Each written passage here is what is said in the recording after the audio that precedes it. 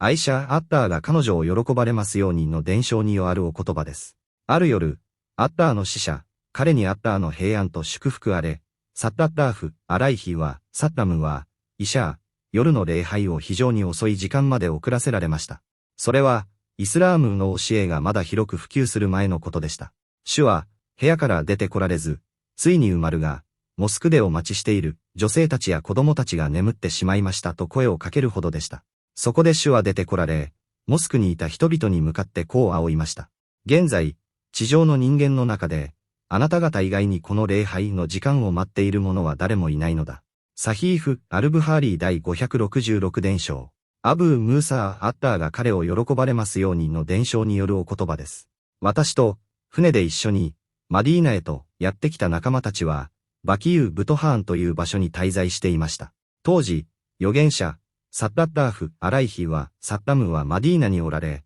私たちの仲間から数人のグループが毎夜、交代でイシャーの礼拝のために預言者のもとへと通っていました。ある夜、私と仲間たちの番の時、預言者、彼に平安あれに何らかのご用事、公務があり、礼拝の時間が非常に遅くなり、夜が更けて、真夜中近くになってしまいました。その後、預言者、サッタッターフ・アライヒはサッタムが出てこられ、みんなを率いて礼拝を捧げられました。礼拝を終えられると、主はその場にいた人々に向かってこう仰いました。そのまま、急がずに聞いていなさい。そして喜びなさい。あなた方に対するアッターの恵みの一つは、人間の誰一人として、この時間帯にこの礼拝を捧げている者はあなた方以外にいないということなのだ。あるいは、この時間に礼拝を捧げた者は、あなた方以外に誰もいないと仰いました。伝承者は、主がどちらの言葉を使われたのか、確実には覚えていません。アブー・ムーサーは言いました。私たちはアッターの使者、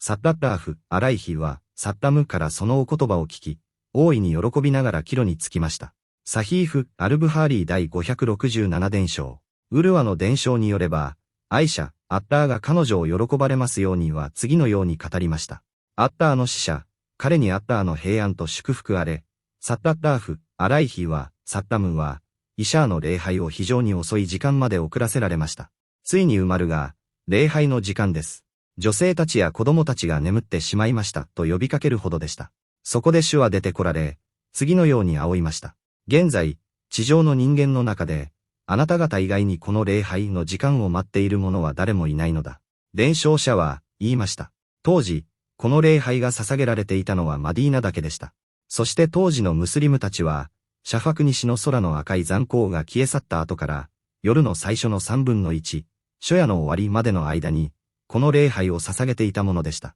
サヒーフ・アルブハーリー第569伝承。ハディースの解説。シャルフ・アル・ハディース。至高なるアッターが愛される善行についてムスリムに吉報、朗報を伝えることは、信徒の心を歓喜で満たし、真理、信仰の上に定着させる、励ますことにつながるため、大変素晴らしいことです。このハディースでは、アイシャ・アッターが彼女を喜ばれますようにが当時の様子を伝えています。ある夜、アッターの使者、彼にアッターの平安と祝福あれ、サッタッターフ、アライヒは、サッタムは、イシャー、夜の礼拝の時間を非常に遅い時間まで遅らせられました。ついにウマル・ブン・アル・ハッターブ、アッターが彼を喜ばれますようにが、礼拝の時間です。モスクにいる女性たちや子供たちが眠ってしまいました、と声をかけるほどでした。そこで預言者、サッタッターフ・アライヒは、サッタムは部屋から出てこられました。なお、サヒーフ・ムスリムの伝承では、イブン・シハーブ・アッターの慈悲あれの言葉として次のような背景が付け加えられています。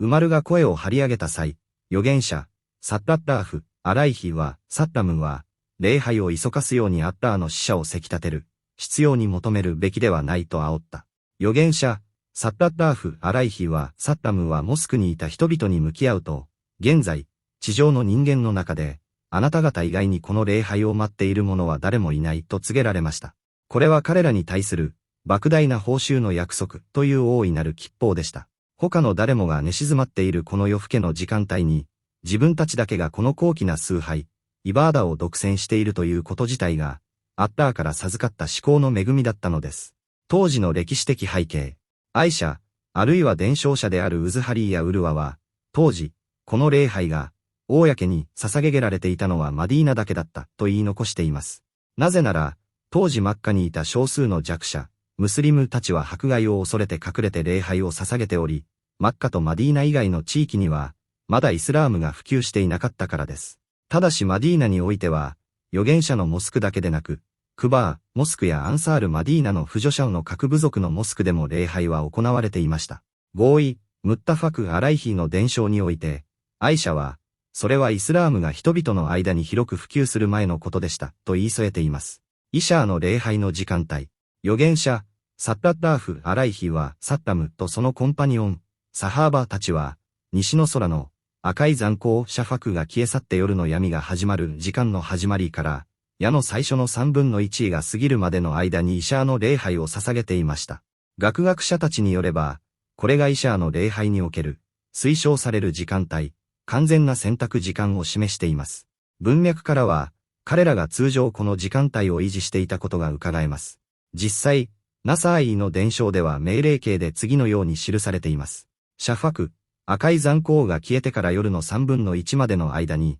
この礼拝を捧げなさい。なお、アナス・アッターが彼を喜ばれますようにの伝える。預言者は礼拝を真夜中まで遅らせたという別のハディースとの間に矛盾はありません。なぜなら、アイシャのハディースは、預言者、サッタッターフ、アライヒは、サッタムの、普段の一般的な習慣、大半のケースを述べているからです。ハディースから得られる法益と教訓、ファワーイド。第一に、礼拝の時間が近づいた、あるいは遅れている際に、指導者、イマームに対して礼拝を促したり、知らせたりすることは許されている、推奨されるということ。第二に、かつての諸共同体、民族に対する、イスラーム共同体、ウンマの圧倒的な優位性と、アッターからの特別な恩寵。第三に、礼拝を待つ人々、改宗に十分な体力や気力があり、待つことが苦にならないと分かっている場合は、イシャーの礼拝を意図的に遅らせることは合法、シャリーアにかなうであるということ。なぜなら、